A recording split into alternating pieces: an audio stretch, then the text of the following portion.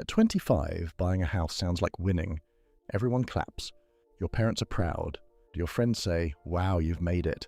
And for about 5 minutes, you feel like the smartest person in the room. Then reality hits. The stamp duty, the solicitor fees, the survey, the moving costs, the boiler that decides to die the exact week after you move in, the endless little costs that somehow turn into a financial horror movie. And suddenly that dream home starts feeling less like a win and more like a very expensive prison sentence. Now let me be clear. Buying a house is not bad. Owning property is not bad. But buying a house in your 20s in the UK because you feel pressured, rushed, or afraid of falling behind can absolutely trap you. And that is what this video is about. Because nobody tells young people the full story. They only tell you the headline that "get on the property ladder." What they do not tell you is what that ladder can cost you. The pressure starts before you even look at houses. If you're in your 20s, you have probably heard the same nonsense over and over again. Renting is dead money. Buy as soon as possible. You need to get on the ladder. House prices only go up. And because you hear it everywhere, it starts to feel like a rule. Like there is some invisible clock ticking over your head. Like if you do not buy now, you are failing at life. That pressure is powerful, and that is exactly why so many people make bad decisions. They are not buying because the timing is right. They are buying because they feel behind. That is dangerous. Because buying a house is not a life achievement like passing a test or graduating from school. It is a massive financial decision that can shape your next 5, 10, even 20 years. And if you rush it, the consequences are not small. They are brutal. Here is the first trap. You think the deposit is the hard part. This is where a lot of people get fooled. They save the deposit and think, "Yes, I'm ready." No, you are not. The deposit is just the beginning. The real money drain starts after that. Let's say you have saved enough for a deposit. Great. Now add the solicitor fees, add the survey, add the moving costs, add furniture, add appliances, add repairs, add insurance, and add extra bills. Add the emergency fund you suddenly need because a house does not politely wait until you are ready to break down. A home can eat money in ways you never expected. And the scary part is that young buyers often stretch themselves so much to get the keys that they have nothing left after completion. That is not smart. That is financial suffocation with better branding. You own the house, yes, but the house owns your cash flow. The second trap, you are buying at the most unstable point of your life. Your 20s are not usually the calmest years of your life. They are the years of change. You change jobs, you move cities, you meet new people. You discover what kind of life you actually want. You might realize you hate your commute. You might get a better job in another city. You might want to travel. You might want to start a business. You might decide your current area is not where you want to stay long term. And this is where ownership becomes a cage. Because once you buy, everything becomes harder to change. Renting gives you flexibility. Buying gives you responsibility. And responsibility is not bad. But when your whole life is still shifting, that responsibility can become a trap. Imagine buying in the wrong area just because it was the first place your mortgage could stretch to. Now you're waking up early every day, spending hours commuting, and quietly regretting the decision you made because you wanted to get on the ladder. That is how people end up stuck, not rich, not free, just tied down. The third trap, people think a house automatically makes you richer. This one sounds nice, but it is not always true.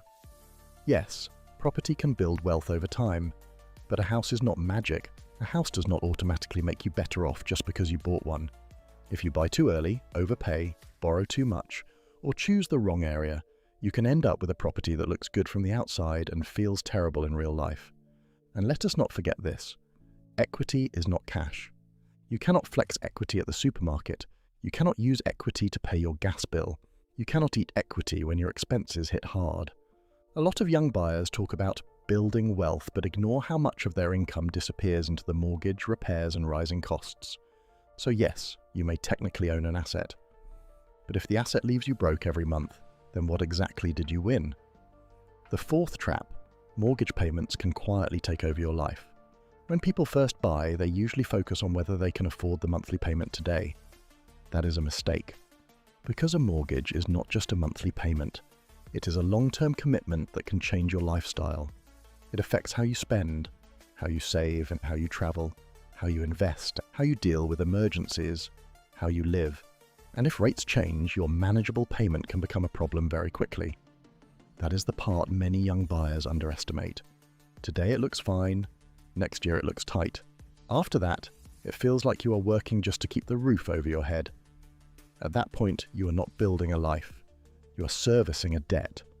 And that is the difference between ownership and freedom. The fifth trap, you buy the wrong house just because you are desperate to buy.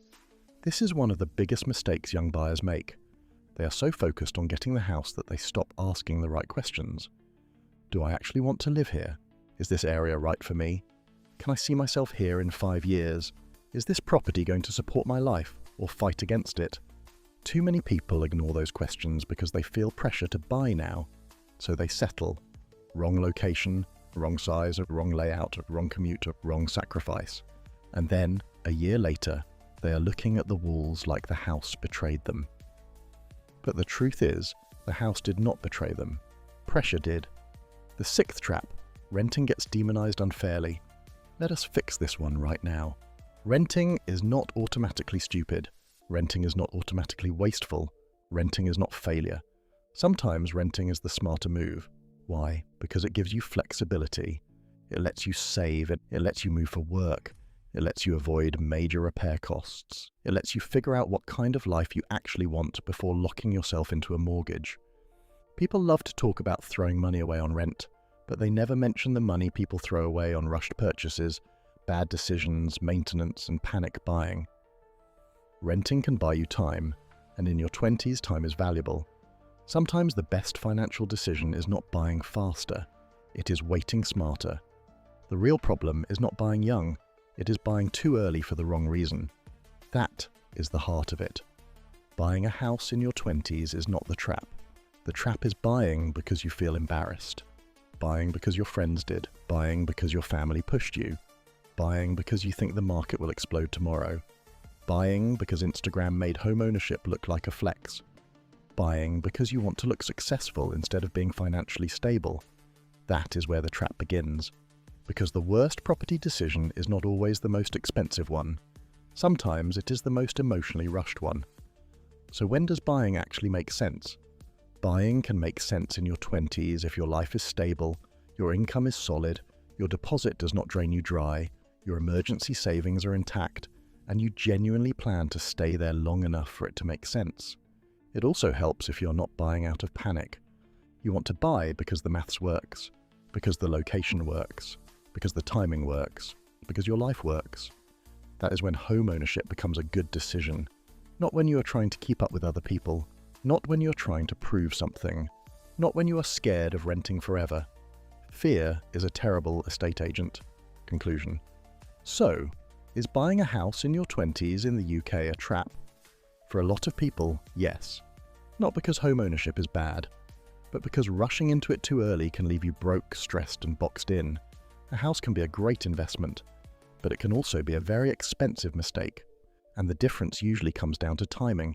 So before you buy, ask yourself one brutally honest question. Am I buying because I am ready, or because I feel like I'm supposed to? Because those two answers can lead to very different lives, and one of them can save you from making the biggest financial mistake of your 20s.